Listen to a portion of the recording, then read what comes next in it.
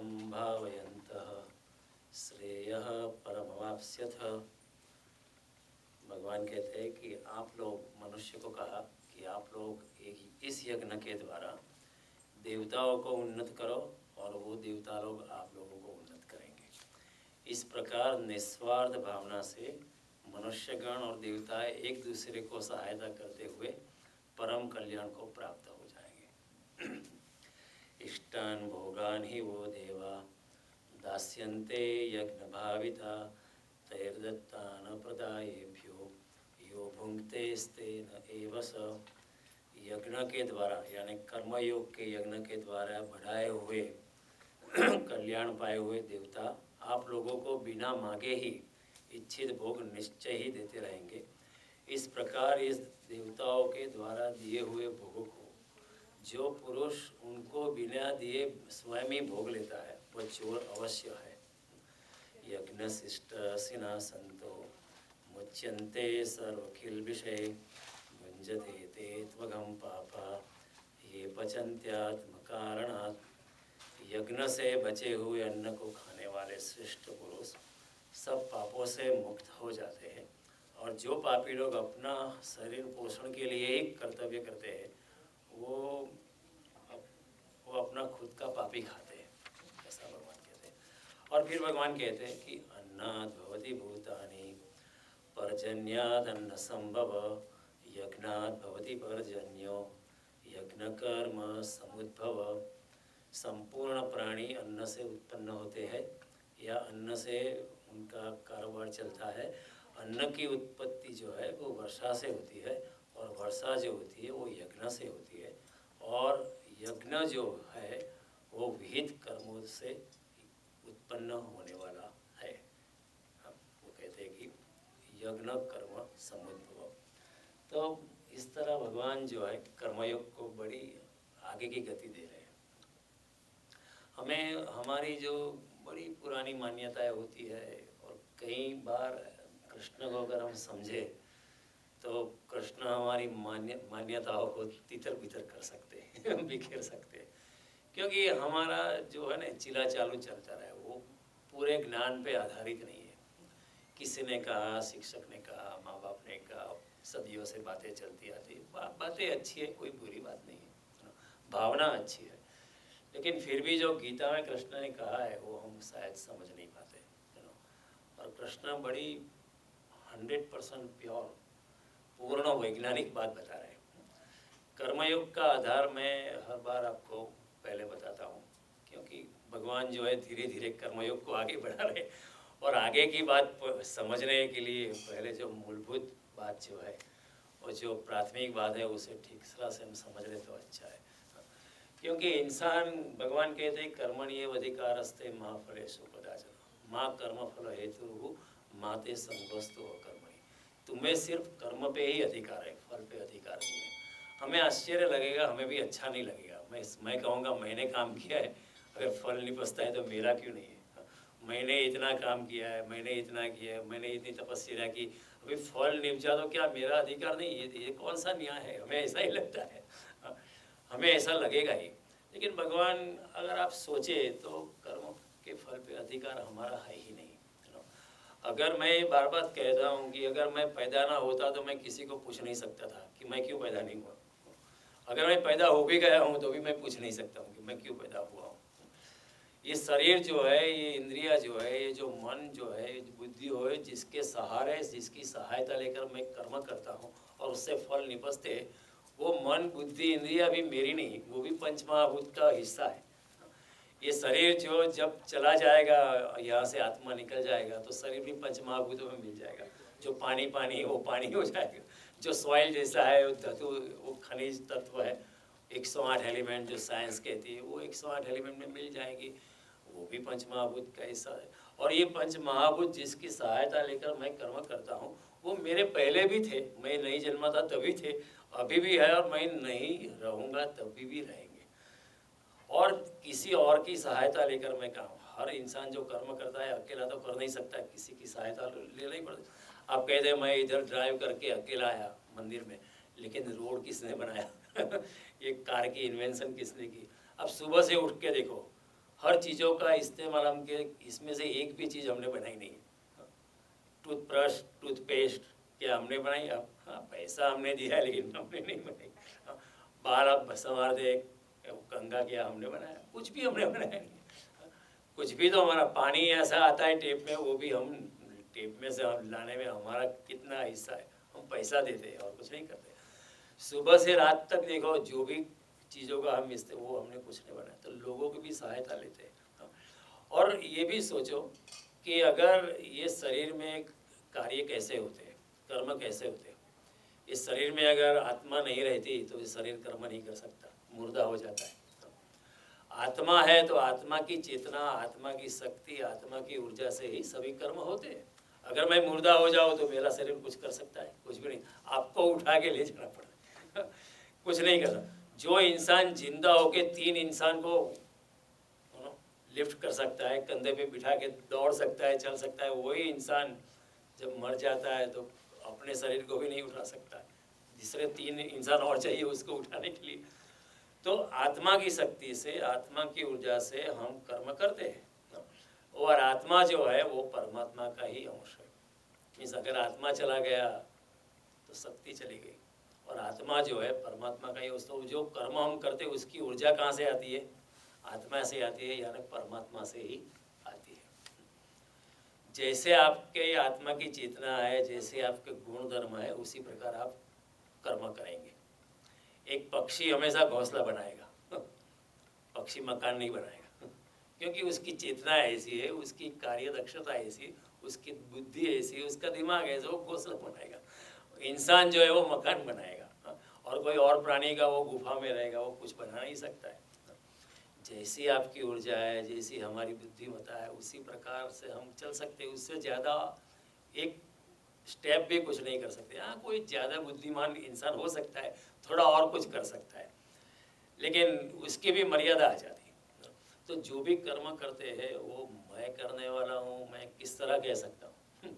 और जब जो फल निर्मित होते हैं, जो अन्य लोगों की सहायता से मैंने किया, ये पंचमहाभूत से बने हुए शरीर की सहायता लेकर, मन की सहायता लेकर, बुद्धि की सहायता लेकर, और आत्मा की ऊर्जा से जो परमात्मा की ही ऊर्जा है, तो मैंने किया है, मैं इस तरह किस तरह से कह सकता हूँ। इसलिए भगवान कहते हैं आपको कर्मों पे ही अधिकार है, कर्म के फल पे अधिकार। फल आता है, ऐसा नहीं कि नहीं आता है, लेकिन कर्मयोगी कहेगा जो भी फल आता है वो परमात्मा की कृपा है, प्रसाद है। और प्रसाद को हम क्या करते हैं? बांट के खाते हैं। तो भगवान कहते हैं बांट के खाओ। और भगवान कहता है जो, क्योंकि जो कर्म निपजा है उसमें देवता लोगों की भी सहायता है, परमात्मा की भी सहायता है, प्रकृति की भी सहायता है। और वो फल अगर मैं खुद बांट लूँ, खुद खा लूँ, जैसे अगर एक पार्टनरशिप है, उसमें 4 पार्टनर है, 3 पार्टनर बाहर गए, वो पार्टनर एक अकेला वो सब कुछ माल लेके चला जाएगा। तो भगवान कहता है ऐसा इंसान स्तेन स, वो इंसान चोर है। हमें धक्का लगेगा, भगवान क्यों चोर कहते हैं हमें? साफ बात है ना, ऐसा इंसान चोर है कि जो देवों की सहायता के, प्रकृति की सहायता से जो कर्म किया उससे फल अपने आप भुगत लेता है, वो तो ठीक नहीं है बात। तो भगवान इसलिए कहते हैं। तो भगवान की बात बड़ी वैज्ञानिक। और जब कर्तापन की भावना आती है कि मैंने किया है, तो क्या आता है? हमारा अहंकार और बढ़ता है। मैंने किया है, मैंने किया है। और हमारा क्या है कि जितने कर्म हमने किए उसकी तो क्रेडिट हम लेना चाहते हैं कि देखो मैंने काम किया है, मैंने किया है, मैंने किया है। किसी को हमने सहायता भी की है तो हम कहते हैं देखो भूल मत जाना, जब आप अमेरिका आए थे तो हमने आपको कितनी सहायता की थी, भूल मत जाना। हम उसको याद दिलाते हैं, देखो याद रखना।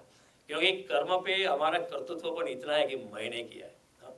उतना ही नहीं, जो कर्म हमने नहीं किए है उसकी भी हम क्रेडिट लेना चाहते हैं। कभी हम कहते हैं कि नहीं नहीं काम तो आपने किया लेकिन आइडिया मेरा था। यानी कर्तृत्वपन जो है अंदर का, मनुष्य के अंदर का जो सूक्ष्म अहंकार है वो बाहर आके कर्तापन की सवारी कर लेता है। करने वाला मैं हूँ करो ये अज्ञानता। हमारे गुजराती में नरसिंह मेहता लिखते हैं अज्ञान क्या है? मैंने किया है, ये अज्ञान है। आप करने वाले कौन है? गुणा गुणेषु वर्तन्ति इति मत्वा न सज्जते। भगवान कहते हैं गुण, अपने जो गुण आपको दिए गए भगवान ने, उसी प्रकार आप कर्म करेंगे। ऐसा मान के जो योगी कर्मयोगी मनुष्य है, जो स्थित प्रज्ञता में इंसान है, जो मुनि लोग है, जो योगी है, जो भक्त है, जो संत है, ऐसा मान करके करने वाला मैंने ऐसे अहंकार रहित रहता है। इति मत्वा न सज्जते, अपने आप को सजाता नहीं है हम अपने आप को बहुत सजाते हैं हम अगर कपड़े पहनते हैं तो शरीर को ढांकने के लिए कम, लोगों की आंख को झपाने के लिए ज़्यादा। सोचो अगर हम कपड़े पहनते हैं शरीर को ढांकने के लिए, लोगों को इम्प्रेस करने के लिए ज़्यादा पहनते हैं वाकई में ये मनुष्य का स्वभाव है, और उसमें ठीक है पहनना तो चाहिए, लेकिन अगर as long as I am intending to impress others, it means it is an extension of my inner ego. मैं अपने ईगो को और बढ़ाना चाहता हूँ। तो भगवान कहते हैं कि कर्म पे ही अधिकार है। और फिर भगवान कहते हैं कि देखो, मैंने भी जब सृष्टि की रचना की थी तो मैं निस्वार्थ भाव से की थी, मैंने बनाई ऐसी मेरी भावना भी नहीं है। भगवान कहते हैं मैं करने वाला मैं हूँ, लेकिन आप ऐसा ही समझो कि मैंने नहीं किया है। देखो भगवान की निरहंकारिता देखो। भगवान कहते हैं चातुर्वर्ण्य माया सृष्टम गुण कर्म विभाग स तस्य कर्तारपि मां विद्धि कर्तारम अव्ययम्। मैंने सृष्टि का निर्माण किया है, लेकिन तू मुझ अविनाशी परमेश्वर को अकर्ता जानना, मैंने नहीं किया है ऐसा जानना। हमारा क्या है एग्जैक्टली अधवेरा, हमने नहीं भी किया होता तो हम कहे नहीं नहीं मैंने किया है। अगर सच्चा करने वाला मौजूद नहीं है तो मैं क्रेडिट ले लूँगा। ये फर्क है मनुष्य और परमात्मा। परमात्मा क्रेडिट लेने के लिए भी खड़ा नहीं है। इतनी सारी विशाल कॉम्प्लेक्स सुंदरमान इतनी भव्य सृष्टि का निर्माण करके भी परमात्मा अदृश्य हो गया, यहाँ क्रेडिट लेने के लिए खड़ा नहीं है, बिल्कुल खड़ा नहीं। ये अगर पेंटिंग का काम मैंने किया है तो मैं खड़ा रहूँगा इधर, चार लोग कहेंगे अच्छा पेंटिंग है, फिर मैं जाऊँगा, हाँ लोगों को प्रशंसा की। मैंने कुछ भी किया है, पेंटिंग तो एग्जाम में कुछ भी काम किया है, मैं कुछ अच्छा सुनना चाहता हूँ। अगर एक गाना भी गाया है तो लोगों से कुछ सुनना चाहते हो, आप अच्छा गाते हो, हाँ ठीक है, फिर मैं चला जाऊँ। लेकिन परमात्मा खड़ा नहीं है, इसका मतलब है परमात्मा इतना निरहंकारी है। The greatest proof of his existence is there is no proof. भगवान की मौजूदगी का कोई पुरावा नहीं मिलता है, और वही सबसे ज़्यादा पुरावा है, क्योंकि परमात्मा अगर खड़ा होता तो पुरावा नहीं है। जो चला ही जाता है, इतना निरहंकारी है, वही परमात्मा हो सकता है। बाकी तो देवता हो सकता है, या यक्ष हो सकता है, गंधर्व हो सकता है, मनुष्य हो सकता है, कोई कवि हो सकता है, डॉक्टर हो सकता है, इंजीनियर हो सकता है। परमात्मा ही एक ऐसा है, उसको जरा भी कर्तापन की भावना नहीं है। तो ये तो भगवान ये थे कि जब सृष्टि की रचना हुई तो हमने भी रचना बड़े निस्वार्थ भाव से की है। तो भगवान कहते हैं अगर तू भी इस भावना से कर्म करेगा तो तू भी मेरा हिस्सा ही हो जाएगा, तू मेरे जैसे हो जाएगा।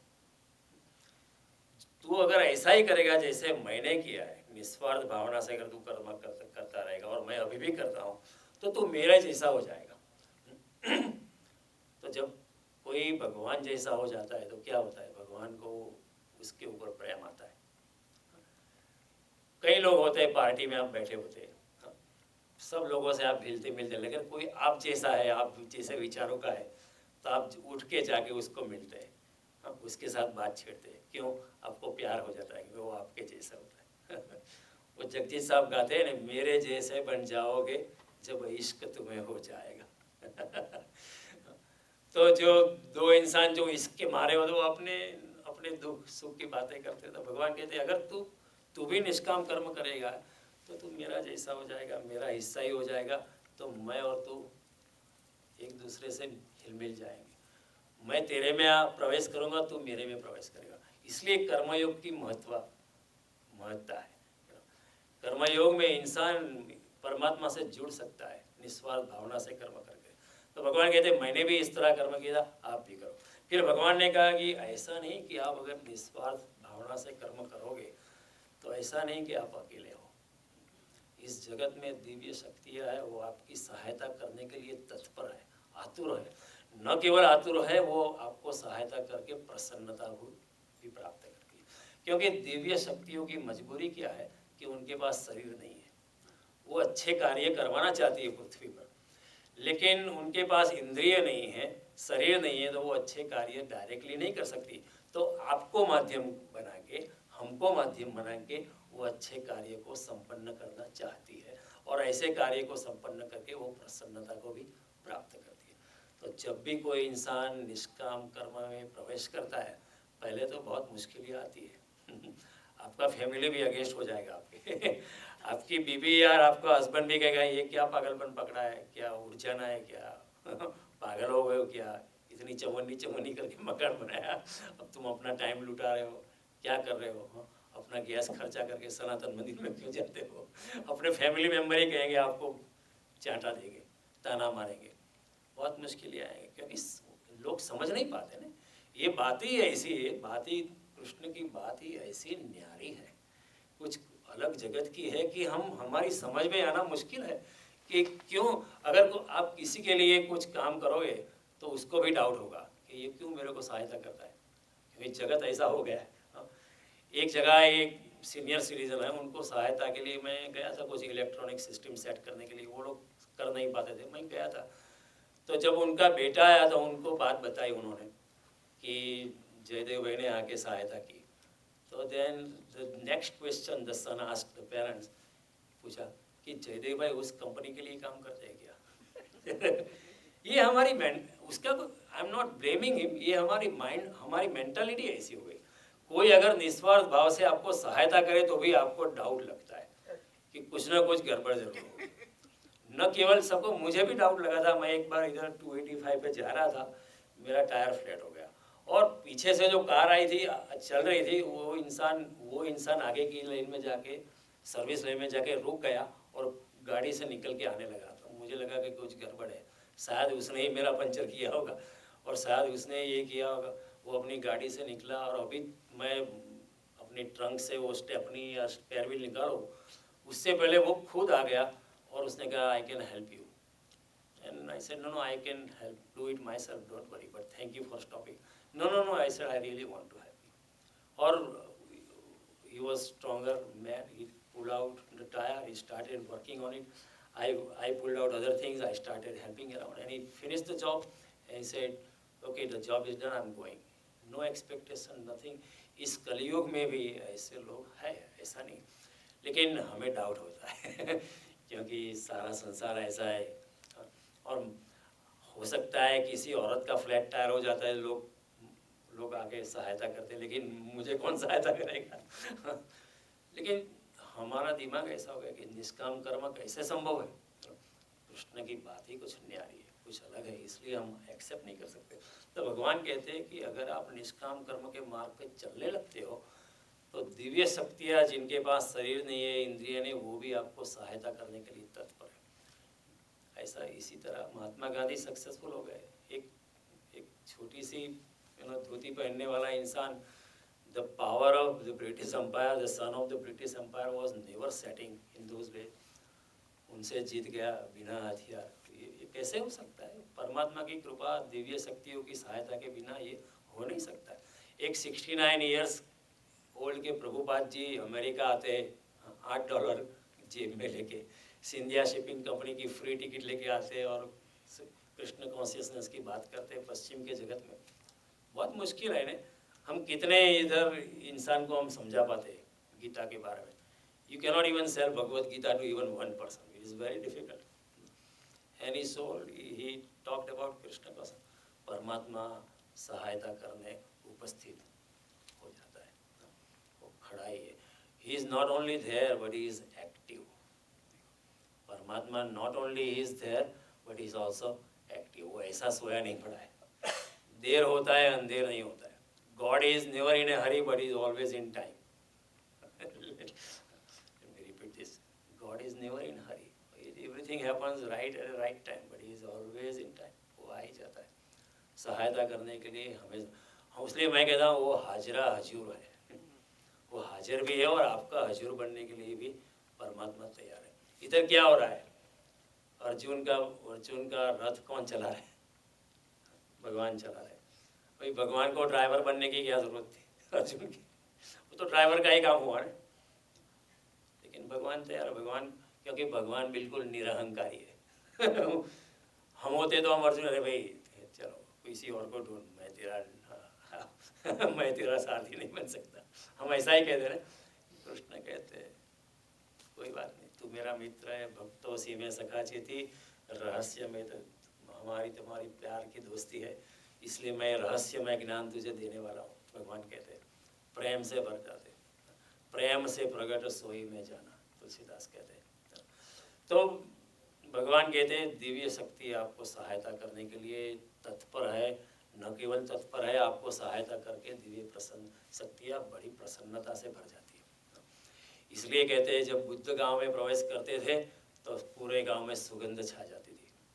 अभी सुगंध को क्या लेना देना बुद्ध से, physically from laws of physics is not possible, लेकिन लोगों को ऐसा दिल में लगा कि जब बुद्ध गांव में प्रवेश करते सब काम अपने आप हो जाते थे। कोई ना कोई जिसकी उम्मीद भी नहीं थी वो आके काम करने लगता है, जिसकी हमें कभी ये इंसान ही ऐसा कभी सहायता नहीं करेगा, लेकिन वो खुद आके सहायता करता है। जब महावीर गांव में प्रवेश करते थे तो कांटे उल्टे हो जाते थे। अभी कांटों को क्या मतलब महावीर से, according to laws of physics कांटे उल्टे होने वाले नहीं, लेकिन कहने का तात्पर्य थे कि जब महावीर जैसी पवित्र चेतना गांव में प्रवेश करती है तो चारों ओर दिव्यता और मंगलमय वातावरण छा जाता है।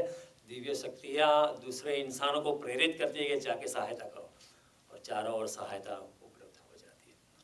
अभी हमें पुराणों में भी कथा है, जब भागवत कथा संपन्न हुई, जब सुखदेव जी ने भागवत कथा पूर्ण की तो देवताओं ने पुष्प वृष्टि की। अभी ये दिस अ पोएटिक एक्सप्रेशन, ये काव्यात्मक एक्सप्रेशन है, लेकिन उसका मतलब ये कि दिव्य शक्तियाँ अभी वहाँ मौजूद थी। ऐसा नहीं कि मनुष्य ही सुनने वाले थे, दिव्य शक्तियाँ भी कथा सुनने के लिए मौजूद थी, क्योंकि ये कथा भागवती कथा जो है स्वर्गलोक में उपलब्ध नहीं है, केवल पृथ्वी पे उसकी उपलब्धि है। तो ये समझने की बात। अब भगवान एक और बड़ी गहन बात कहते हैं। भगवान कहते हैं कि अन्नाद भवति भूतानि पर्जन्याद अन्न संभव। अन्नाद भवति भूतानि, भूत मात्र अन्न से पलते हैं या अन्न से पैदा होते हैं। पर्जन्यात अन्न संभव, जो अन्न पैदा होता है वो बारिश से पैदा होता है, वो तो हम जानते हैं। फिर भगवान एक आगे की बात कहते हैं, यज्ञाद भवति पर्जन्य, बारिश जो होती है वो यज्ञ से होती है। इसका मतलब भगवान यहाँ क्या करना चाहते हैं कि जो कर्मयोगी है उसकी चेतना से और प्रकृति के साथ भगवान कहते हैं संबंध है। अगर आप निष्काम कर्म में डूबे हैं तो प्रकृति भी आपको सहायता करने के लिए आतुर है। न केवल दिव्य शक्तियाँ, न केवल दिव्य आत्माएं, प्रकृति भी, जिसे आप पहाड़, नदी, वृक्ष, सूर्य, चंद्र, तारे, पृथ्वी, ग्रह, सब कुछ in totality is ready and willing to help you. भगवान ये कहना चाहते, यज्ञात भवति पर्जन्यो, यज्ञ कर्म समुद्भव। और यज्ञ कैसे होता है? अपना अपना जो नियत कर्म है निष्काम भाव से करते रहो, उसको ही भगवान यज्ञ कहते हैं। यज्ञ का मतलब यही नहीं कि आप अग्नि जलाओ और वो जो यज्ञ का द्रव्य है उसमें डालते रहो या यज्ञ का मंत्र हो, वो यज्ञ है नहीं, ऐसा नहीं। वो भी अगर ठीक तरह से किया वो भी उसमें भी अच्छी बातें हो सकती है, लेकिन भगवान कहते हैं कि अगर आप निष्काम कर्म करते हो तो वो भी एक यज्ञ है। यज्ञार्थात कर्मणोन्यत्र लोको अयं कर्म बंधन। अगर आप निष्काम भावना से कर्म करते हो तो वही आपको कर्म के बंधन से मुक्त करता है। बाकी सब कर्म जो है आपको बांधते हैं। सभी कर्मों का बंधन लगता है, बैठे रहने का भी बंधन लगता है, आँख खोलने या आँख बंद करने में भी कर्म का बंधन लगता है। क्यों कर्म का बंधन लगता है? वैसे तो आत्मा स्वतंत्र है, आत्मा तो मुक्त है, चिदानंद रूप शिवोहम शिवोहम। लेकिन अगर जब इंसान की चेतना कर सकाम कर्म में लगती है तो क्या होता है कि कर्म से जो फल निपजता है उसके प्रति उसकी आसक्ति हो जाती है। जब उसकी चेतना कर्म के फल से बन जाती है, यानी पदार्थ से जुड़ जाती है, तो उसकी चेतना तो वैसे मुक्त थी, लेकिन वो अपने आप ही पदार्थ से बांध देता है, संसार से बांध देता है, व्यक्ति से बांध देता है, पैसे से बांध देता है, स्त्री से बांधता है, पुरुष से बांधता है। तो भगवान कहते हैं वैसे तो आत्मा मुक्त है, लेकिन अगर आप कर्म की अपेक्षा रखते हो, कर्म के फल की आशा रखते हो, सकाम कर्म करते हो, निष्काम कर्म नहीं करते हो, तो आपकी चेतना जो मुक्त है वो पदार्थ से बंध जाती है। और पदार्थ जो है थोड़ी सी निकृष्ट चीज़ है, आपकी चेतना ऊपर की चीज़ है, पदार्थ जो है थोड़ी सी नीचे। पदार्थ मुक्त है तो आप खुद ही अपने आप को बांध देते हो पदार्थ से। इंसान खुद ही अपने नारद जी भागवत में कहते मनुष्य खुद ही अपने हाथों ही अपने ही घर में कारावास भुगत रहा है। देखो कितना परफेक्ट स्टेटमेंट है। For whole of our life we are in the house, we work for the house, we repair the house, we fix the house, we do this. घर में इंसान हस्बैंड वाइफ दोनों काम में लगे रहते हैं घर में। वीकेंड आया है तो ये काम करना है, वो काम करना है, वो काम करना है। भगवान नारद कहते हैं कि खुद इंसान ही अपने हाथों ही कारागृह भुगतता है। क्यों? क्योंकि मकान के साथ, अपने संपत्ति के साथ, अपने पद के साथ, इज्जत के साथ, सांसारिक पदार्थों के साथ आसक्ति से इंसान बंध गया है। हम सोचते हैं मेरा मकान है, लेकिन आपको मकान ने नहीं बांधा है, मकान ने आपको बांधा है। मकान ने आपको बांधा है। हम नहीं बांधते मकान को, मकान ने हमको बांधा है। अगर मेरे गाड़ी से मेरा बहुत प्रेम है तो गाड़ी मुझे बांध देती है। फिर अगर आप कोई दिन मांगने आओगे तो मैं ना बोल दूंगा। आपकी इतनी अच्छी दोस्ती है उसको मैं नहीं दूंगा, मेरी गाड़ी का सोचूंगा। आमतौर पर इंसान कह रहे इतना अच्छा दोस्त है लेके जाओ। मेरी गाड़ी आपकी गाड़ी लेके जाओ। दोस्ती ज़्यादा निभाने की चीज़ है बजाय गाड़ी के। लेकिन हम सोच नहीं पाते क्योंकि हम बंध जाते हैं। तो कर्म का बंधन इस तरह लग जाता है। अब भगवान कहते हैं कि प्रकृति भी जो है आपको सहायता करने के लिए तत्पर है। ये बुनियादी फर्क है। पूरब और पश्चिम की दृष्टि में ये बुनियादी फर्क है। देखो आज का जगत जो है, हम सब लोग पश्चिम की दृष्टि से प्रभावित है। हम लोग कहते हैं प्रकृति तो जड़ है, ये सूरज चांद सितारे, ये नदियाँ पहाड़, ये तो सब जड़ है। वो तो अंधी है, उससे हम कुछ भी, ये तो चांद पे गोला है, it is just a planet, is rotating around the earth, ऐसा हम कहते हैं। ये पश्चिम का और आधुनिक मनुष्य का चिंतन है। लेकिन हमारे ऋषि का चिंतन कुछ अलग है। ऋषि कहता है कि प्रकृति भी मेरा ही हिस्सा है, मैं भी पंचमहाभूतों से बना हूँ और ये प्रकृति भी पंचमहाभूतों से बनी हुई है, और प्रकृति के साथ मैं जुड़ा हुआ हूँ। जब सूरज उगता है तो ऋषि प्यार से भर जाता था और सूरज के साथ अपनी चेतना को जोड़ देता था, और इतने प्यार से भर जाता कि सूरज और उसमें कोई फर्क नहीं है। देखो प्रकृति जो है वो परमात्मा का ही आविर्भाव है। भगवान कहते हैं मयाध्यक्षेण प्रकृति, I am the commander in chief of the physical nature. आगे भगवान कहेंगे प्रकृति जो है वो परमात्मा की मर्जी के मुताबिक चलती है। सो प्रकृति जो है वो परमात्मा की हिस्सा है। ये जो हम सब चारों ओर जो कुछ भी देख रहे हैं वो भी परमात्मा का ही अंश है। जड़ में भी परमात्मा है तो पहाड़ में भी परमात्मा है। ये अगर कुर्सी में है, ये वीडियो कैमरा में परमात्मा है, इसमें एनर्जी स्वरूप में, शक्ति के स्वरूप में अगर परमात्मा छिपा है तो पहाड़ में भी है, नदी में भी है, सूर्य में भी है, तारे में भी है, बारिश में भी है, बादल में भी है, चारों ओर है। हाँ, तुलसीदास इसलिए कहते हैं जड़ चेतन और जीव जगत सकल रामों में जाने, सब में राम बसा ही हुआ है। प्रेम से प्रकट, आप प्रेम से एक मूर्ति में भी भगवान को प्रकट कर सकते हैं। वैसे आप देखो जो तो वो तो पत्थर ही है, लेकिन अगर आपका पवित्र हृदय है तो पत्थर में भी परमात्मा मौजूद है। इसी को हम कहते हैं प्राण प्रतिष्ठा, कि वैसे ये पत्थर है लेकिन हम उसमें प्राण डालते हैं। इसलिए हमारे सनातन धर्म में एक पिंड की व्याख्या है कि आप पिंड का निर्माण कर सकते हो, कि आप एक फल को समझो कि इसमें मेरे कृष्ण बसे हैं, और फिर इतने भाव से जुड़ जाओ तो कृष्ण उसमें बस ही जाते हैं। पिंड में जैसे हम पूजा करते हैं तो क्या करते हैं, वो सुपारी में कहते हैं इसमें 9 ग्रह है, वो 9 ग्रहों को आह्वान दे के इसमें आप प्रवेश करो।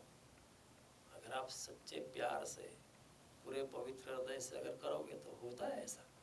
क्योंकि हमारा मन जो है जड़ हो गया है, मैकेनिस्टिक हो गया है। आधुनिक विज्ञान के प्रभाव में हमने अपनी चेतना खो डाली है। हम आधुनिक विज्ञान से इतने प्रभावित हो गए, हम कहते हैं ये सब अंधश्रद्धा है। अंधश्रद्धा नहीं, करके देखो, कोई बात करके देखो। कोई दिन अपने हाथों से कुछ आप भगवान कृष्ण की मूर्ति का निर्माण करो या राम की मूर्ति का, और फिर देखो क्या होता है। जब आप अपने हाथों से करते हो तो आपको लगेगा कि इसमें कृष्ण साक्षात है। कभी आप राम की मूर्ति से या पिक्चर से बात करो, प्रयास करो, हृदय आंख बंद करो, भगवान से बात करना चालू करो, वो आपसे बात करेगा। कोई और नहीं सुन पाएगा, केवल आप दोनों के भेद बांट कर आप चलता रहेगा, वो होता है, ऐसा नहीं कि नहीं होता है। जड़ में भी है परमात्मा। तो ऋषि का कहना है, कृष्ण का कहना है, प्रकृति जड़ नहीं है। अगर प्रकृति परमात्मा के ही अंश है और भगवान कहते हैं ममेव अंशो जीव लोग, इस जगत में जो भी जीव है वो भी मेरे अंश है, तो क्या प्रकृति परमात्मा का अंश है, जीव भी परमात्मा का अंश है? तो फिर मैं जीव और प्रकृति अलग नहीं है। अगर if A is equal to B and B is equal to C, then A is also equal to C. अगर प्रकृति परमात्मा है और मैं भी परमात्मा स्वरूप हूँ, तो मैं और प्रकृति दोनों जुड़े हुए हैं। अगर मैं आपका भाई हूँ और कोई और भी आपका भाई है, तो फिर वो मेरा भी भाई है ना, जुड़े हुए हैं। इसी तरह अगर प्रकृति परमात्मा का अंश है और मैं भी, सब जीवात्मा सब परमात्मा के अंश, तो सब जुड़े। तो ऋषि का कहना है, कृष्ण का कहते हैं बादल, सूरज, चाँद, सितारे, नदियाँ, समुद्र, पशु, पक्षी, सब जड़ चेतन पदार्थ, इससे आप जुड़े हुए, आप अलग नहीं हो। अलग करके मत देखो अपने आप को। जब ऐसी दृष्टि आती है तो क्या होता है कि आपका हृदय प्रेम से भर जाता है। फिर आप इस कुर्सी पे बैठेंगे, लेकिन इस तरह बैठेंगे जैसे कुर्सी आपकी है और आप कुर्सी के साथ जुड़ गए हो। आप कुर्सी को कहीं इंजरी ना हो जाए। अपनी गाड़ी चलाते वक्त ये भावना करोगे, ये गाड़ी भी मेरे साथ जुड़ी हुई है। हाँ, वैसे तो मशीन ही है, एक इंजन है, इसका लोहा है, ये पतरा है, लेकिन अगर आप प्रेम से भर जाओगे तो बात कुछ और हो जाएगी। रास्ते में बहुत कुत्ते होते हैं, लेकिन अपना कुत्ता होता है तो क्या करते हो आप? उसका नाम रखते हो। तो जब नाम रखते हो तो क्या होता है? It gives its a personal character. Tony is my dog. प्यार और बढ़ता है ना। रास्ते का कुत्ता और घर का कुत्ता, घर के कुत्ते का नाम होता है। अगर आपके बैकयार्ड में अगर 10 वृक्ष है, आप उसका नाम रख के देखो। ये उस वृक्ष का नाम है पतंजलि, दूसरे वृक्ष का नाम अत्रि ऋषि, वशिष्ठ। अच्छे नाम रखो, स्पिरिचुअल नाम रखो, और फिर वृक्ष को नमस्कार करो। बहुत कुछ घटता है। वृक्ष की चेतना आपके साथ जुड़ जाती है, आपकी चेतना वृक्ष के साथ जुड़ जाती है, और आपको अनुभूति होगी कि वृक्ष और आप अलग नहीं हो, और वृक्ष भी आपके साथ प्यार से भर जाएगा, आप भी वृक्ष के साथ प्यार से भर जाएगा। ये दृष्टि थी हमारे। लेकिन हम लकीर के फकीर हैं। जो पश्चिम का विज्ञान कहता है, पश्चिम के स्कॉलर कहते हैं, उसकी ही हम बांसुरी हम भी बजाते हैं। लेकिन ऋषि की दृष्टि बहुत अलग थी। देखो, करके देखो, मैं भी प्रकृति का ऐसा हूँ। फिर इंसान कहेगा वासुदेवम सर्वमिति, सब में वासुदेव है। ये न भूतान्य शेषेण द्रक्षस आत्मन्यत हो गई। भूत मात्रा में परमात्मा छिपा हुआ है। ईशावास्यम इदम सर्वम यत् किंचित जगत्याम, जो भी जगत में दिखाई पड़ता है या नहीं भी दिखाई पड़ता है, वो सब में परमात्मा का इसका वास है। चारों ओर पवन तो पानी तो भूमि तो भूधर। हमारा नरसिंह मेहता लिखता है, पवन भी आप है, पानी भी आप है, भूमि भी है, भूधरा भी आप है, चारों ओर आप व्याप्त है। तो मैं कैसे अलग हूँ? और प्रकृति जड़ नहीं। तो पश्चिम के विचारकों ने, जैसे बर्ट्रांड रसेल से, conquest of the physical nature, प्रकृति को जीतना है। लेकिन हमारे ऋषि ने, कृष्ण ने, कणाद ने, कपिल ने, बुद्ध ने, महावीर ने कभी प्रकृति को जीतने की बात नहीं की। उन्होंने कहा प्रकृति मेरी माता है। अब माता को जीतने की बात का कर सकते हो? वो बात ही गलत है। माता को क्या जीतना? माता खुद आपको सहायता करने के लिए तत्पर है, उसको जीत के आप क्या करोगे? तो भगवान कहते हैं, अगर प्रकृति आपका हिस्सा है, आप प्रकृति के हिस्सा, प्रकृति को जीतने का सवाल ही नहीं पैदा होता है। आप प्रकृति आपको सहायता करने के लिए तत्पर है। भगवान इधर कहते हैं, अगर आप निष्काम कर्म के यज्ञ में प्रवेश करोगे तो बारिश भी आप ला सकते हो। ये तो एग्जाम्पल है, बारिश का तो भगवान ने एग्जाम्पल दिया। भगवान कहते हैं प्रकृति, सारी प्रकृति आपको सहायता करने के लिए तत्पर हो जाती है। लोग कहते थे, जब मोहम्मद चलते थे रेगिस्तान में, तो उसके ऊपर बदली की छत्र छाया चलने लगती थी ताकि उनको धूप न लगे। ये काव्यात्मक एक्सप्रेशन है। कहने का तात्पर्य वो इतना ही था कि रण रेगिस्तान में भी ठंडी हवाएं चलने लगी होगी जब मोहम्मद चलते थे।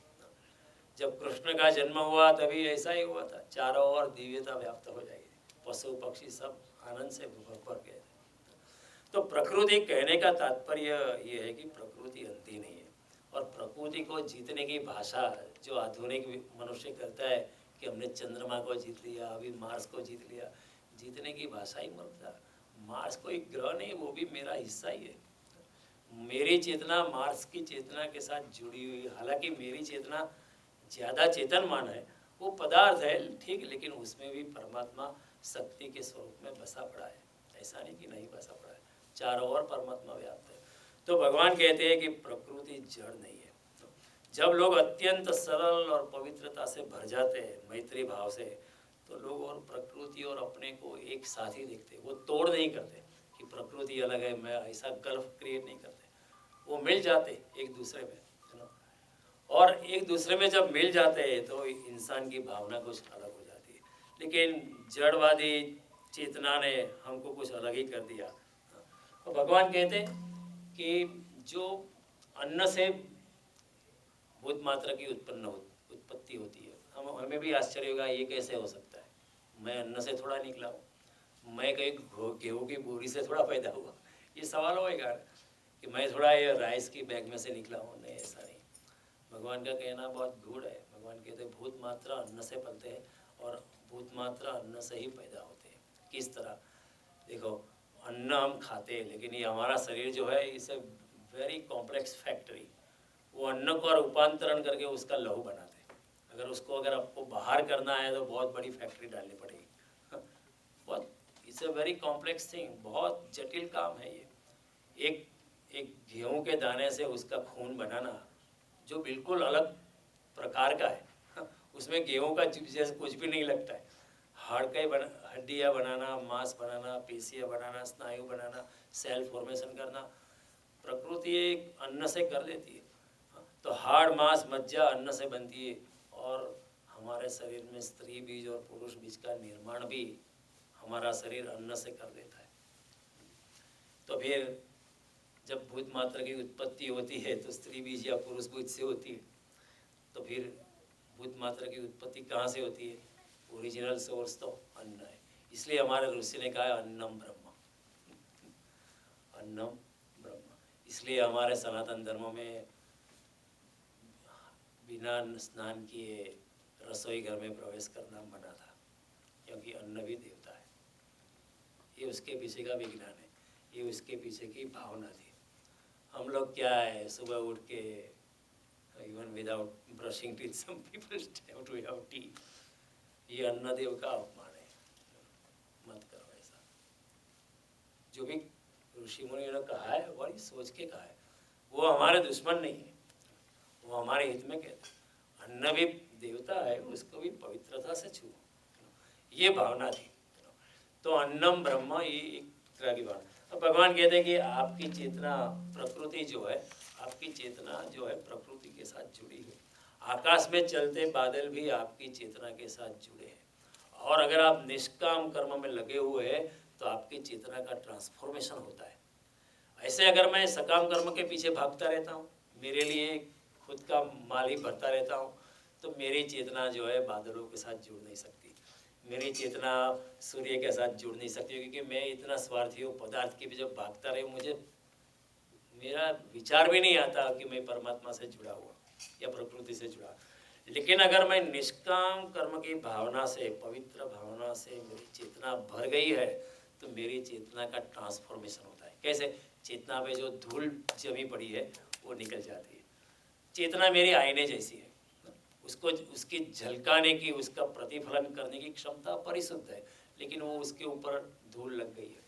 भगवान कहते हैं वो धूल को निकालो, फिर वो उसका झलकाने की क्षमता परिशुद्ध निकल जाए, फिर आपका प्रतिबिंब उसमें नजर आएगा। तो चेतना से जो माया का आवरण है उसको अगर आप निकालोगे तो आप निष्काम कर्म प्रवृत्त हो जाओगे। और ऐसी चेतना जो है, ऐसी पवित्र चेतना जो समग्र विश्व के कल्याण के लिए कार्य करती है, वो प्रकृति के साथ आसानी से जुड़ जाती है। तो भगवान कहते हैं कि ऐसा मनुष्य सारी प्रकृति से जुड़ता है, देवता लोगों के साथ भी जुड़ जाता है, मेरे साथ भी जुड़ जाता है। इसलिए देवता भी सहायता करते हैं, प्रकृति भी सहायता करती है, और मैं खुद सहायता करता हूँ। ये भगवान का वचन है। क्या कितने वचन दिए भगवान ने? पहले भगवान ने कहे देवता लोग आपको सहायता करेंगे, ये प्रॉमिसरी नोट, इधर ब्लैक एंड वाइट में लिखा है। दूसरे कहते हैं भगवान आपको प्रकृति सहायता कर दी, और अभी आगे के श्लोक में कहते हैं तस्मात् सर्वगतम ब्रह्म नित्यम यज्ञ प्रतिष्ठित, जो चारों ओर ब्रह्म व्याप्त है वो ब्रह्म भी आपके निष्काम कर्म के यज्ञ में हमेशा हाजिर मौजूद है। मैं भी रहूँगा आपके साथ। करके देखो, आपको अनुभूति ज़रूर होगी कि परमात्मा करने वाला परमात्मा है। कई बार ऐसा होता है, आपको लगता है कि ये कैसे होगा, पता नहीं चला, जरूर उसका हाथ है। कई बार हमारी ज़िंदगी में लौट के देखो, कई इतने बड़े प्रसंग होते हैं घर में, इधर उधर काम हो जाता है, फिर आप सोच कैसे हुआ, I couldn't have done it, लेकिन हो जाता है। अगर आपकी भावना शुद्ध है, कहीं न कहीं से आपको सहायता करने वाले लोग कहीं से भी खड़े हो जाते हैं, क्योंकि दिव्य शक्तियाँ उसको प्रेरित करती है, परमात्मा उसको प्रेरित करती है, आगे सहायता करता है। तो भगवान कहते हैं प्रकृति आपको सहायता, लेकिन हम कहते हैं प्रकृति अंधी है, प्रकृति जड़ है, लेकिन प्रकृति जड़ नहीं। अगली बार मैंने आपको कुछ एग्जाम्पल दिए थे। देखो, दी मैन वुमन रेशियो जगत में क्या होता है, नॉर्मली 50% फीमेल होते, 50% मेल होते, 50% पुरुष होते, 50% स्त्री, आमतौर पर। एट द मोस्ट 51% 49% ऐसा होता रहता है, unless you temper with it. अगर भारत जैसे देश में जहाँ स्त्री फीटस को लोग मार देते हैं, या चाइना में वो फीमेल फीटस को अबॉर्ट कर देते, तो फिर वो स्त्री पुरुष का रेशियो थोड़ा स्क्यूड हो जाता है। लेकिन आमतौर पर प्रकृति के हिसाब से 50-50 का रेशियो रहता है। कभी इतिहास में ऐसा हुआ है कि स्त्रियों की संख्या सिर्फ 20% रह गई और पुरुष 80% बचे? कभी हुआ इतिहास में ऐसा? हमेशा 50-50 रहा है, या 51-49। कभी ऐसा हुआ है कि पुरुषों की संख्या ओनली 10% रह गई और स्त्रियों की संख्या 90% हो गई? कभी ऐसा नहीं हुआ। इसका मतलब क्या है कि प्रकृति अंधी नहीं है, वो मैनेज करती है।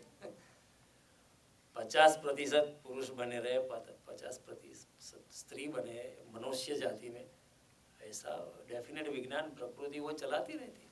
एक्स क्रोमोसोम, वाई क्रोमोसोम, उसका टाइमिंग बिल्कुल परफेक्ट होता है। हम उसमें क्या करते हैं? हम कुछ कर सकते हैं कि पुरुष में जब संभोग में उतरा है तो उसके क्रोमोसोम जो निकले वो एक्स हो या वाई हो, हमारे हाथ में नहीं, वो प्रकृति के हाथ में। तो एक्स और वाई कौन मैनेज करता है? हम नहीं मैनेज करते, कोई भी मैनेज नहीं करता है, प्रकृति मैनेज करती है। तो प्रकृति फिर अंधी नहीं है, प्रकृति जड़ नहीं है। और जब वॉर होती है, सेकेंड वर्ल्ड वॉर हुई, फर्स्ट वर्ल्ड वॉर, जब पुरुष मर जाते हैं तो प्रकृति वो जो पुरुष की संख्या कम हो जाती है उसको थोड़ा रिपेयर कर देती है, वो पुरुष की संख्या बढ़ाती है, पुरुष बच्चे ज़्यादा पैदा होते हैं वॉर के बाद। ऐसा डेमोग्राफिकली प्रूवन कि पुरुष बालक ज़्यादा जन्म लेते हैं वॉर के बाद। क्यों? क्योंकि कुछ पुरुष ज़्यादा मर गए, millions of man have died, तो थोड़ी उसको तितर बितर जो मात्रा हो गई, प्रपोर्शन ठीक नहीं रहा, उसको प्रकृति अपने आप सरभर। तो प्रकृति क्या है? वो क्या जड़ है? वो अंधी है? नहीं, प्रकृति भी जीवंत है। आज के वैज्ञानिक भी कहते हैं कि अगर ओजोन लेयर डैमेज हो गया है तो अगर आप if you leave the earth alone, planet earth, mother earth will repair the damage on its own. अगर आप ये ग्लोबल वार्मिंग करना बंद कर दें, पॉल्यूशन करना बंद कर दें, तो प्रकृति will fix its own problem. इसका मतलब क्या है? प्रकृति अंधी नहीं है, प्रकृति जड़ नहीं है, प्रकृति is also doing something on its own. कई बार होते हैं, this is what is called ecology. अभी एस्ट्रोलॉजी क्या है? अभी दूर का ग्रह है, अगर आप कहें वो तो पत्थर ही है, चलता है इतनी दूर, लाखों मील दूर, चंद्रमा 2 लाख मील दूर है, और ग्रह और भी दूर है, मंगल, शनि, लेकिन वो ग्रह हमारी ज़िंदगी को असर करते हैं। अब ज्योतिष शास्त्र में मानो या ना मानो, 100% ना मानो, लेकिन 50% तो असर करते हैं। मंगल की अगर पनौती चलती है तो आपको उसकी कुछ ना कुछ असर तो होती है, शनि की असर चलती है, उसकी असर। तो उसका मतलब क्या है कि वो जो दूर का ग्रह है वो मेरी चेतना के साथ जुड़ा हुआ है। दूर का अनंत दूरी पर पे जो ग्रह है वो भी मेरे हृदय की ध्वनि से प्रतिध्वनित है। मैं अकेला नहीं हूँ, मैं टूटा हुआ नहीं, मैं जुड़ा हुआ हूँ। वो भी मेरे साथ जुड़ा हुआ है, मैं भी उनके साथ जुड़ा हूँ। तो उसका मतलब क्या है? ये सब प्रकृति जड़ नहीं है। I am affected by them and they are also affected. If I am affected by them, then they are also affected by me. भगवान यहाँ कहते हैं देवतागण मनुष्य को सहायता करेंगे, मनुष्य देवताओं को सहायता करेंगे, यानी देवताओं को भी आपकी सहायता चाहिए। जुड़े हैं, परस्पर है, अन्यो अन्याश्रित है। देखो शब्द कितना मधुर है, अन्यो अन्याश्रित है, एक दूसरे पर निर्भर है, प्रकृति जुड़ी है, दिव्य शक्तियाँ, इन सब बातों से देखो ये हमारे वहाँ पुष्पक विमान की कल्पना है, वो इच्छा से चलता था, ऐसा कोई उसका पायलट नहीं था, केवल इच्छा से चलता है। इसका मैं वो तो वैसे जड़ पदार्थ है, लेकिन उसकी चेतना के साथ आप अपनी चेतना अलाइन कर सकते थे। उसको कहेंगे आप वहाँ चलाओ, वो चलेगा। जब भगवान राम पुष्पक विमान में बैठ के लंका से वापस आए रावण को परास्त करके, फिर भगवान राम ने कहा कि आप कुबेर के पास वापस चले जाओ, और पुष्पक विमान अपने आप वापस चला गया। कोई ऋषि के श्राप से अगर कोई नारी पत्थर हो सकती है, और फिर राम भगवान के चरण स्पर्श से अगर नारी फिर से पत्थर फिर से नारी हो सकता है, तो क्या प्रकृति के साथ कोई, प्रकृति क्या जड़ है? पत्थर से नारी प्रकट हो सकती है, तो फिर पत्थर जड़ नहीं है। आपकी चेतना और पत्थर की चेतना आप संलग्न कर सकते हो। भगवान स्वामीनारायण एक दिन निकले, पत्थर पे बैठ के गए, उन्हें चलो चल बे पत्थर, पत्थर चलने लगा, तैरने लगा। हो सकता है अगर राम नाम से पत्थर तैर सकते, उसका मतलब इतना ही था, अगर आपके हृदय में पूर्ण भक्ति है, पूर्ण भक्ति भाव से अगर राम का नाम लेकर अगर आप पानी में, तो you can defy the law of gravity. उसका मतलब यही है कि law of gravity is ready to change its law in your favour.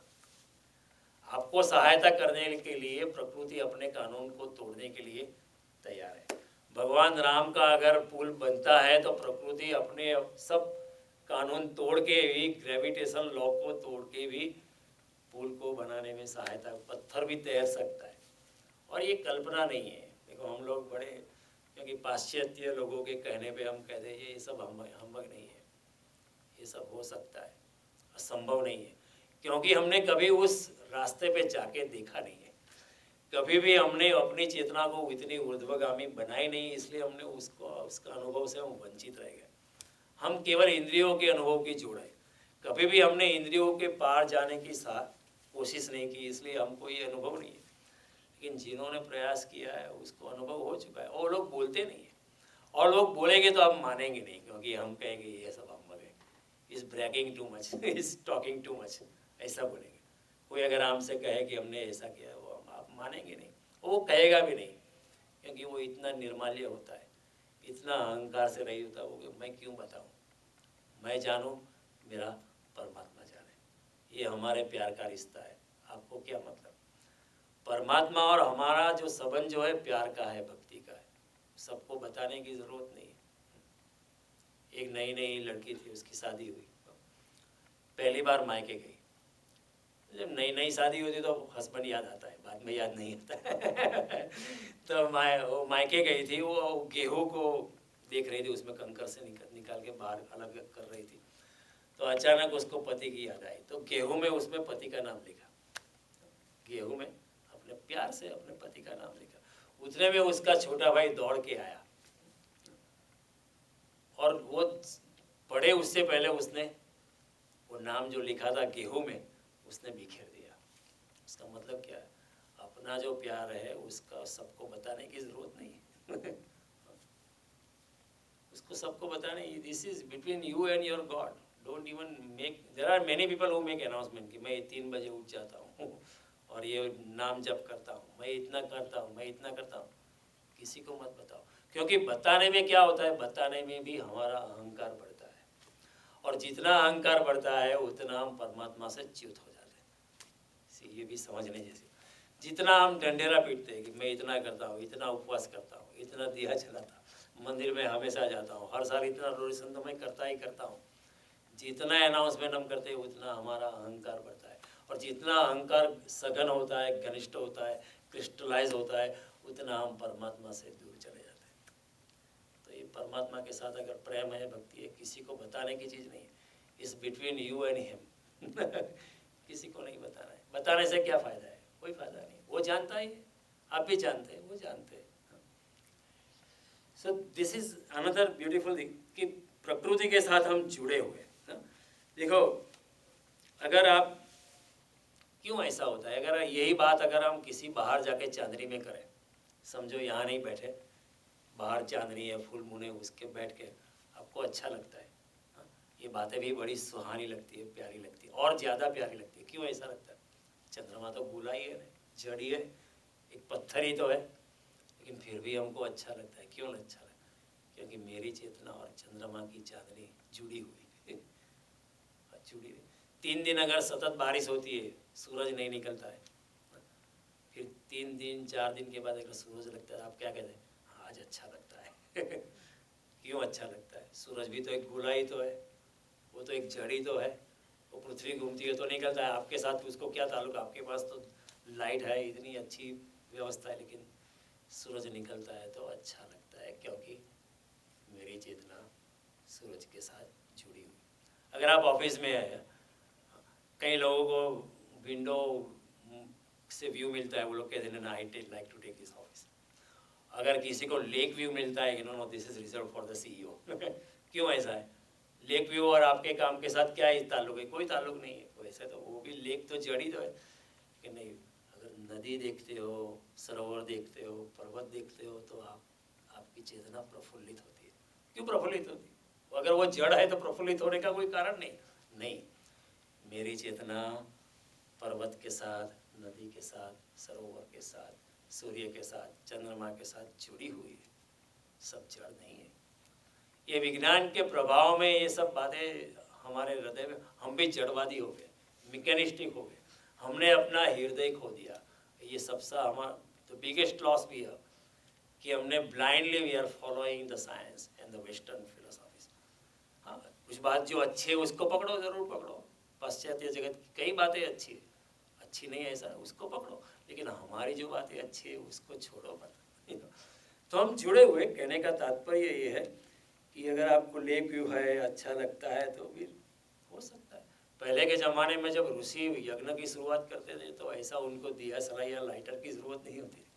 वो मंत्र शक्ति से अग्नि को आह्वान देते कि अग्निदेव आइए, और अग्नि को आना ही पड़ता था, क्योंकि इतनी पवित्र चेतना, इतनी शुद्ध चेतना अगर पुकारे अग्नि को, तो आप कहेंगे अग्नि तो एक फिजिकल थिंग है, पंचमहाभूत जैसे है, लेकिन अग्नि का भी एक आत्मस्वरूप है, तो वो भी प्रकट हो सकता है। तो ऋषि मुनि मंत्र से अगर अग्नि को प्रकट कर सकते, तो इसका मतलब क्या है? प्रकृति के साथ हम जुड़े हुए, प्रकृति और मैं अलग। कृष्ण यही कहते हैं कि अगर आप शुद्ध भावना से निष्काम कर्म करोगे, तो प्रकृति भी आपको सहायता करने के लिए तत्पर है। आकाश में चलता हुआ बादल भी आपके साथ जुड़ा है। अगर आप समर्पित भाव से, पवित्र भाव से, निष्काम भाव से, बड़ी शांत भाव से, बड़े सरल हृदय से अगर आप जुड़ जाओगे निष्काम कर्म, तो परमात्मा, देवतागण, प्रकृति आपकी फिक्र कर देगी। Don't worry about it, they are ready. आप अकेले नहीं हो। अगर आप निष्काम कर्म की शुरू, भगवान यहाँ कहते हैं कि निष्काम कर्म में आप प्रवेश करते हो, तो आपको लगेगा कि भाई मेरा क्या हो जाएगा। डर तो लगता है नहीं कि मेरा क्या होगा, मैं तो ये लोगों के लिए काम करने लगा। भगवान कहते फिक्र मत करो, मैं तेरे साथ हूँ, प्रकृति तेरे साथ है, देवतागण आपके साथ है। सारी 1000 हाथ वाला, सहस्त्राक्ष सहस्त्रपाद, हजारों हाथ वाला, हजारों आंखें वाला, हजारों पाँव वाला भगवान तेरे साथ है। मैं खड़ा हूँ, तू मेरा हाथ थाम ले। काम करने के लिए मैं तुझे सहायता करूँगा। फिर जब ऐसी भावना होती है, ऐसी भावना जब थी 300, 400, 1000 साल पहले, तो बादल वर्षा डालते थे, नदियाँ पानी देती थी, पेड़ जो है फल देते थे, पौधे जो है अन्न देते थे, फल देते थे, जमीन जो है सुगंध देती थी, और जीवन में एक आनंद, प्रेम, सुगंध, जीवन में एक चमक, जीवन में एक मौज, जीवन में एक मस्ती छा जाती है। फिर उसको कहते हैं फकीर की मौज। फकीर की मौज। जब कोई फकीर रास्ते से चलता है, तो उसकी चलने की अदा में, स्टाइल में बड़े बड़े महाराजाओं की शोभा यात्रा भी फीकी पड़ जाती है, क्योंकि महाराजा को भी फिक्र रहती है कि कोई दिन दूसरे राज्य का राजा मेरे राज्य को जीत लेगा, मैं भिखारी हो जाऊंगा। लेकिन कोई संत है, फकीर है, उसको कोई फिक्र ही नहीं है, वो चलता रहता, फल प्रभु तेरे हाथ। मंथन का अधिकार है सबको, अमृत और जहर है सागर में एक साथ, मंथन का अधिकार है सबको, लेकिन फल प्रभु तेरे हाथ। ऐसी भावना से कर्म करोगे आपको अमृत ही मिलेगा, जहर की बात ही नहीं। जहर अगर होगा वो भी अमृत हो जाएगा, परमात्मा आपकी फिक्र है। मीरा ने अगर जहर पिया होगा तो मीरा ने जहर नहीं अमृत ही पी लिया होगा, जहर भी कन्वर्ट हो सकता है। उसमें क्या बड़ी बात है, भगवान को सिर्फ केमिकल प्रॉपर्टीज को बदलना है, थोड़ा सा उसमें कंपोजिशन चेंज करना है, उसमें कोई बड़ी बात नहीं, you can easily do it. उनके लिए बहुत आसान बात है। हमें आश्चर्य गया ऐसे कैसे होगा, नहीं ऐसा हो सकता है। प्रकृति जड़ नहीं है। लेकिन उससे उल्टा जब इंसान कहता है करने वाला मैं हूँ, जब इंसान अहंकार से भर जा रहा है प्रकृति को मैं जीत लेगा, तो एक कॉन्क्वेस्ट ऑफ फिजिकल नेचर की बात करता है और प्रकृति और अपने आप को तोड़ के बात करता है कि नहीं नहीं मुझे कोई लेना देना नहीं है, तो इंसान फिर विषाद से, दुख से भर जाता है। आज इंसान दुखी है क्योंकि उसने अपने आप को प्रकृति से तोड़ दिया है। पहले इंसान इतना अमीर नहीं था फिर भी सुखी था क्योंकि प्रकृति के साथ जुड़ा था। गंगा मेरी माता का नाम, बाप का नाम भी माने, ऐसी भावना रखता था। गंगे च यमुने चैव गोदावरी से घर में स्नान भी करता था तो ये मंत्र के साथ करता था कि इसमें गंगा है, गोदावरी सरस्वती नर्मदा सिंधु कावेरी जलेस्मिन कुरु सन्निधि, इसमें सब नदियों का प्रवेश हो और मैं पवित्र नदियों में स्नान करता। ये भावना थी और ये भावना बड़ी काम करती है, बहुत अच्छा काम करती है। इसलिए हमारे शास्त्रों में लिखा है कि जब आप नदी में प्रवेश करते हो तो पहले नदी को नमस्कार करो, ऐसे ही डाइव मत लगाओ। सी ये भावना है। नदी में ऋषि प्रवेश करता पहले नदी को नमस्कार करेगा, सूरज को, प्रकृति, फिर नदी में प्रवेश करता है। नदी में निर्वस्त्र होकर नहीं जाना, ये हमारे सनातन धर्म में कहा है। कपड़े पहन के जाओ, नदी भी, उसमें भी जल का देवता है, उसका आदर रखो। आप अपनी माँ या पिता के सामने नग्न जाते हो तो जल देवता के सामने कैसे नग्न प्रवेश करोगे, कुछ वस्त्र पहनने चाहिए। नदी में आप ऐसे लघु शंका नहीं करना, ऐसा लिखा है शास्त्रों में। उसका आदर रखो, उसकी पवित्रता को बनाए रखो। And it is nothing but honouring the environment. ये जो वातावरण जिसकी हम बात करते हैं, एनवायरनमेंट को प्रिजर्व करने की, ये बात ऋषि की बड़ी दीर्घ दृष्टि की बात थी। ये सब बातें पवित्रता की थी, और जब पवित्रता से इंसान बढ़ जाता था तो इंसान परमात्मा से समर्पित था, देवताओं से जुड़ा हुआ था, समंजित था। मनुष्य और प्रकृति और देवतागण अपनी सारी शक्तियाँ लुटाने के लिए तैयार थे। प्रकृति उनकी फिक्र कर देती थी, अरे ये मेरा भक्त है, उसको मैं मरने नहीं दूंगा, उसकी फिक्र मैं कर लूँगा।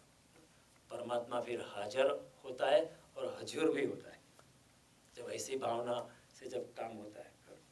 और देखो, बड़े कई लोगों ने संगीत से भी प्लांट्स पे प्रयोग किए थे। जैसे ओमकारनाथ ने संगीत बजा के प्लांट पे क्या असर होती है, उन्होंने बीथोवन की ट्यून बजाई और पॉप म्यूजिक बजाया। देखा, बीथोवन की ट्यून बजा दिए तो शास्त्रीय संगीत की असर प्लांट्स पे होती है।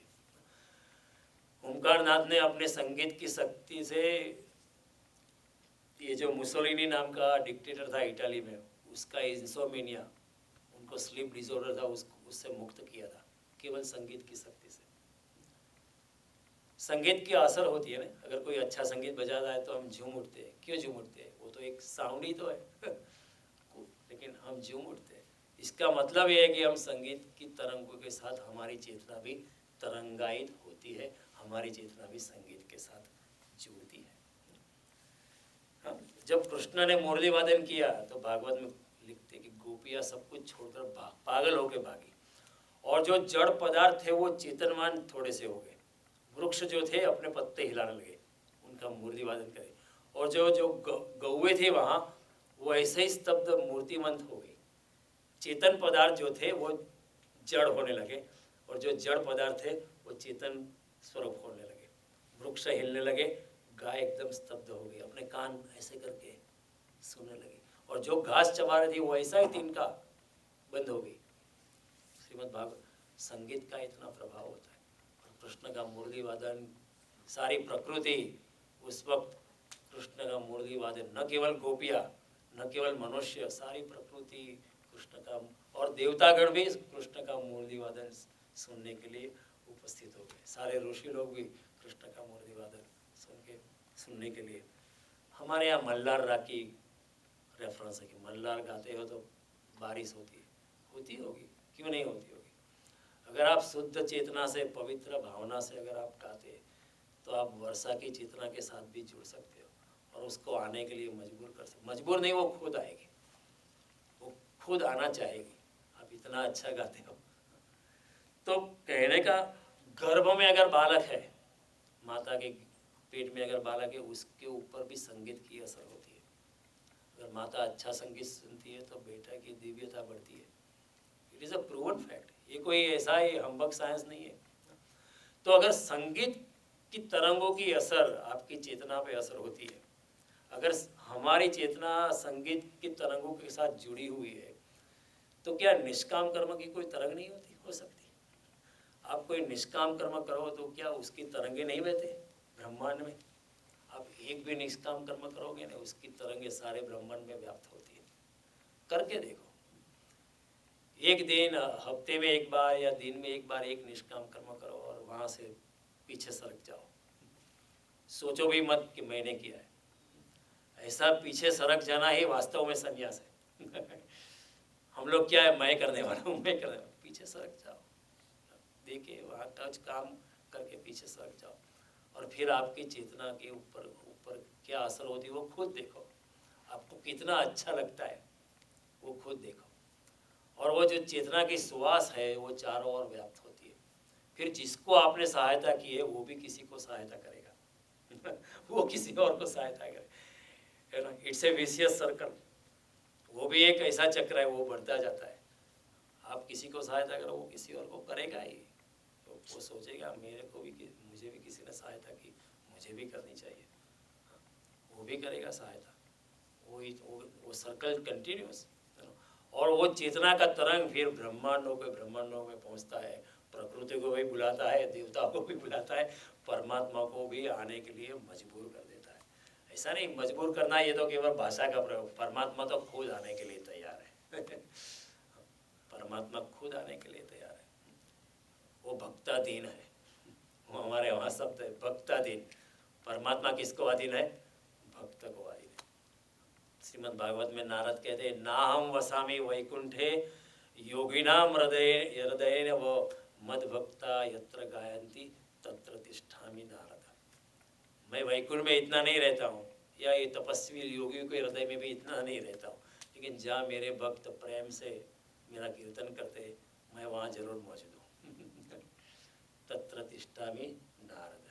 नारद में वहाँ बिल्कुल, इसलिए कीर्तन का महत्व है। बुद्धिमान से बुद्धिमान चैतन्य महाप्रभु इतने बुद्धिमान थे, लेकिन वो फिर भी कीर्तन करते। लेकिन हमारा क्या है, मैं इतना एजुकेटेड हूँ, मैं कीर्तन कैसे कर सकता हूँ? लोग क्या कहेंगे, कंपनी से मेरी जॉब चली जाएंगी, कोई वीडियो निकाल के कंपनी को भेजेगा। चैतन्य महाप्रभु जैसा इतना तेजस्वी बुद्धिमान मनुष्य ने कहा कि नहीं, कीर्तन करो। क्योंकि कीर्तन में क्या होता है, आप अपना ईगो को गंवा देते। जितना कीर्तन पागल की तरह करो, कृष्ण प्रेम में या राम भगत भजन में या माता के चरणों में, इतने पागल हो जाओ कीर्तन में, इतने खो जाओ कि सब कीर्तन ही बच जाओ, आप खो जाओ। जब आप खो जाते हो तो आपका अहंकार खो जाते है। जब अहंकार खो जाता है तो परमात्मा को आप में प्रवेश करने का मौका मिलता है।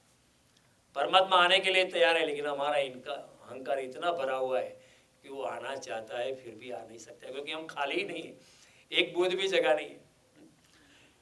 एक वाकई नाम का संत था, जापान में हो गया। वो पहाड़ की चोटी पे रहता था। तो एक टोक्यो यूनिवर्सिटी का प्रोफेसर था, वो पहाड़ी चढ़ के पहुंचा और बाकी को पूछा, what is God, what is truth, what is religion, what is this. He was a professor of philosophy. He asked very fundamental question, आत्यंतिक सवाल रख दिए। बाकी ने कहा, शांति रखो, अभी आप चढ़ के आए हो, इतने पसीना बह रहा है, आप थक गए होंगे, प्यास लगी होगी, आप बैठो, पहले ये पानी लो, मैं चाय बना के आता हूँ, और चाय पीने के बाद आपके सवाल के जवाब मिल जाएंगे। प्रोफेसर ने सोचा ये भी पागल लगता है, चाय पीने से मेरे सवाल के जवाब कैसे मिलेंगे। वो गया बांके एक बड़ी केटल चाय बना के लाया और एक प्याला और सॉसर में रखा और वो स्टार्टेड पोरिंग, वो डालने लगा चाय। आधा भरा, पौना भरा, पूरा भर गया, फिर भी वो डालता रहा और फिर चाय छलक के वो सॉसर में आने लगी और सॉसर भी भर गई और बाहर निकल गई। तो वो उसने कहा रुको रुको, आप पागल हो क्या, अभी इसमें कप में जरा भी जगह नहीं है।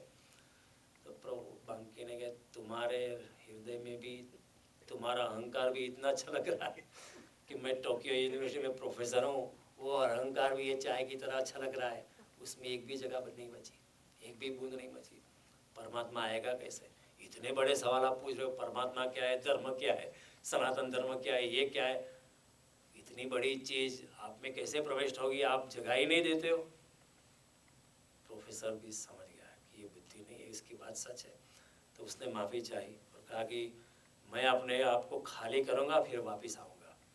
तो बाकी ने कहा अरे पागल, जब तू अहंकार से खाली हो जाएगा तो वापस आने की जरूरत भी नहीं होगी, परमात्मा अपने आप आ जाएगा। This is automatically set. ऐसा नहीं कि किसी के पास जाना पड़ेगा। अगर मैं अपने अहंकार से खाली हो जाऊंगा तो परमात्मा अपने आप आने के लिए तैयार ही है। प्रकृति वैक्यूम को सहन नहीं कर सकती है, तुरंत उसको आना ही है, कानून है।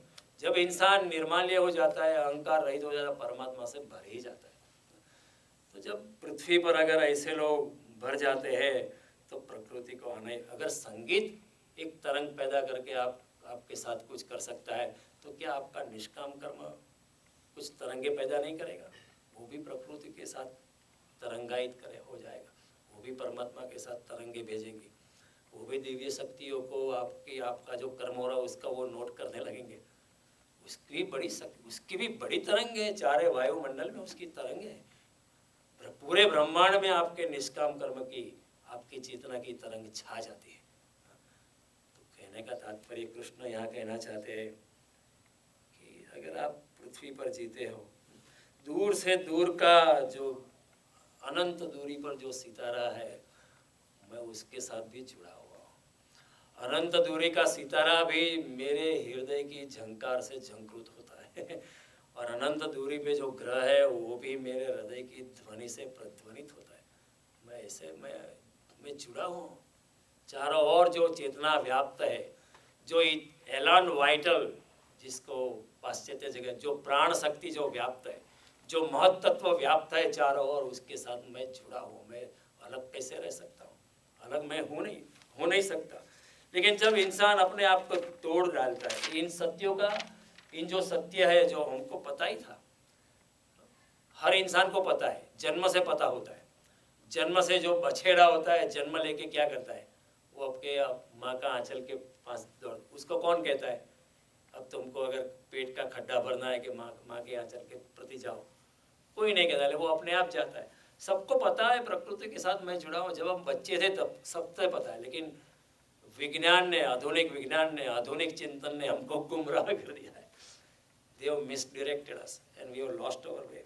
फिर मनुष्यों की जो चेतना है वो प्रकृति की तरंगों से उसका तालमेल टूट गया है। हमारा और प्रकृति का जो तरंगायित जो तालमेल था, हमारा जो इनर हार्मनी था, हमारे और प्रकृति के बीच में जो संगीत पूर्ण तालमेल था, वो आज टूट गया और उसी के कारण हम दुखी हैं।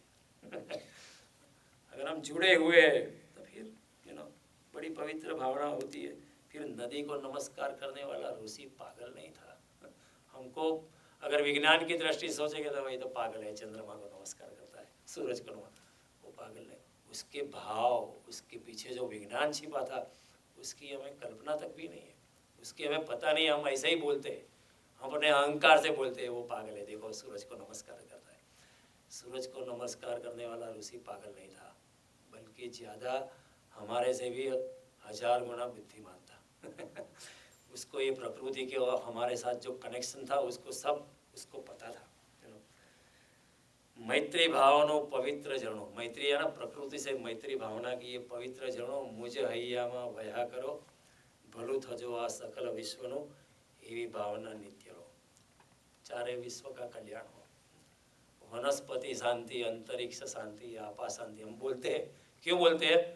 कि वनस्पति के साथ हम जुड़े हुए, अंतरिक्ष के साथ हम जुड़े हुए, अगर उसमें शांति नहीं तो हम भी शांत नहीं रह पाएंगे, और अगर हम शांत है तो वो भी शांत रहेंगे। सब कुछ जुड़ा हुआ है, everything is interconnected, everything is interwoven, you are not separate and disconnected.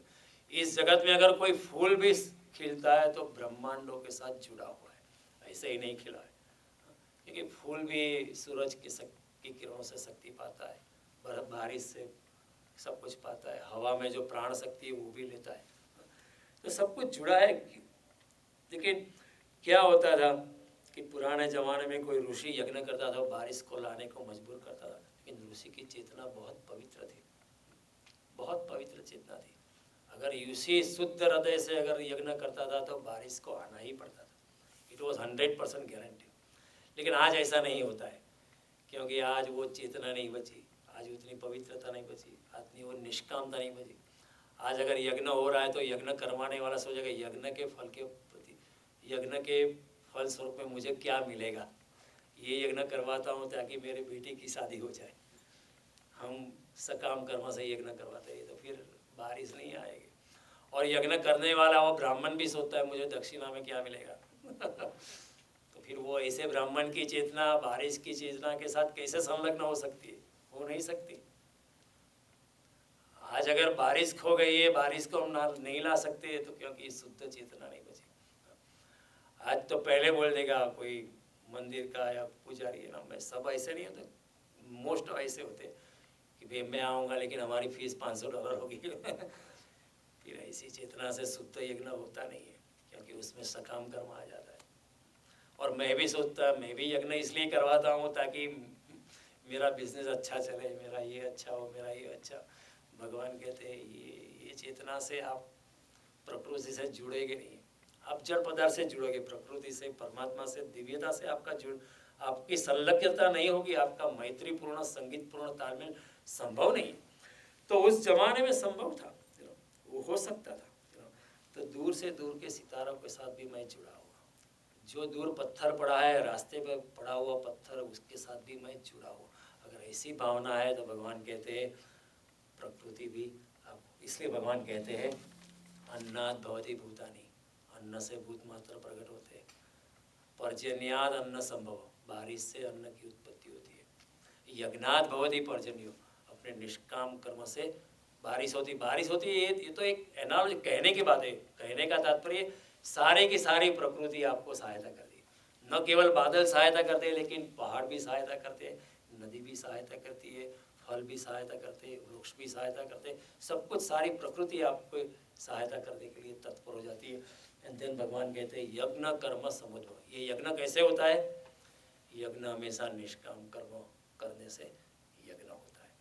केवल यज्ञ अग्नि जला के उसमें द्रव्य डालना यज्ञ नहीं है, निष्कामता की भावना अगर है तो वो यज्ञ है। बाकी अगर उसमें यज्ञ करने में भी अगर आपकी कुछ सकामता है, आपके कुछ प्लान्स है, आपके कुछ गोल्स है, तो वो यज्ञ तो ठीक है, उसमें कुछ वो सब चिला चालू है, उसमें कोई ऋषि प्रविष्ट नहीं हो सकता है, अग्निदेव आ नहीं सकते, देवतागण आएंगे नहीं, आप देवताओं को मंत्रों से बुलाएंगे लेकिन वो आने वाले नहीं तो ये बड़ी बड़ी एसोटेरिक बात है, बुद्धि से आगे की बात है, इंद्रियों से आगे की बात है। हमने कभी ऐसे सोचा नहीं है, ऐसी गूढ़ बात है। और कृष्ण ने ये जो बात बताई बड़ी सोचने जैसी बात है। और मैं आपसे अनुरोध करूँगा कि आप घर जाएं, ये सोचो कि मैं जुड़ा हुआ हूँ प्रकृति से, नदी से, पहाड़ से, परमात्मा से। मैं अलग नहीं हूँ, मैं उनका ही हिस्सा हूँ, और मैं तो एक छोटा सा तिनका हूँ, मैं तो कुछ भी नहीं हूँ इस पूरे जगत के। In the overall macro scheme of this universe I am just a little blade of grass. वही चैतन्य महाप्रभु तृणादपि सनुचित, मैं पूरा श्लोक भूल गया हूँ कि मैं घास से भी कम हूँ। घास की जो ब्लेड होती है, घास तिनका जो होता है, उससे भी मैं कम हूँ। तो ये सोचने जैसी बात है। कृष्ण की बातें बड़ी गूढ़ है, बड़ी अच्छी है, और आप भी इतने शांति से सुनते हैं, वो बड़ी प्रशंसनीय बात है। और यहाँ बैठ के हम लोग सब अपनी अपनी चेतना जुड़ जाती है। तो धन्यवाद। अगले मंगलवार को हम फिर से मिलेंगे और ये गीता की पवित्र यात्रा को और आगे बढ़ाएंगे।